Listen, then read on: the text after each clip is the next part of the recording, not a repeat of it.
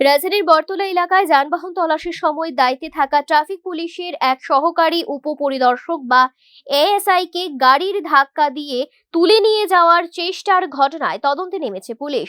ইতিমধ্যেই ঘটনায় ব্যবহৃত TR03N0775 নম্বরের গাড়িটি উদ্ধার ও আটক করা হয়েছে। তবে ঘটনার মূল অভিযুক্ত চালক এখনো পলাতক। তাকে গ্রেফতারের লক্ষ্যে বিভিন্ন জায়গায় তল্লাশি চালানো হচ্ছে বলে জানিয়েছে পুলিশ।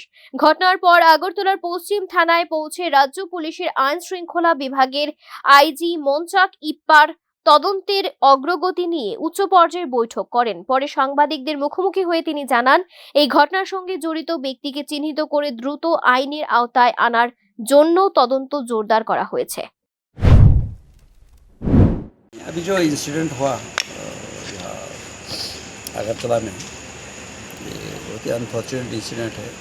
ऑन ड्यूटी स्टाफ को जिस तरह से गाड़ी में कुचल दिया, ये बहुत ही गलत हुआ। तो तुरंत ही पुलिस एक्शन में आ गई। फिलहाल तो उसके पीछे है हम। केस भी रजिस्टर होगा, स्ट्रॉन्ग सेक्शन के अंडर होगा। जिस तरह से किया वो बहुत ही बेरहमी से किया, उसका कुछ भी हो सकता था, डेथ भी हो सकता था। और अभी फिलहाल कुछ न्यूज़ है हमारे पास, एविडेंसेस भी है, गाड़ी मिला है, ये भी मिल जाएगा। बट उसको कड़ी से कड़ी এছাড়াও সম্প্রতি রাজধানীতে ঘটে যাওয়া একাধিক ছিনতাইয়ের ঘটনা নিয়েও প্রতিক্রিয়া দেন IG.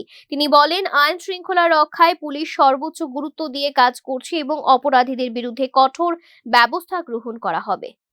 Bureau report, news now.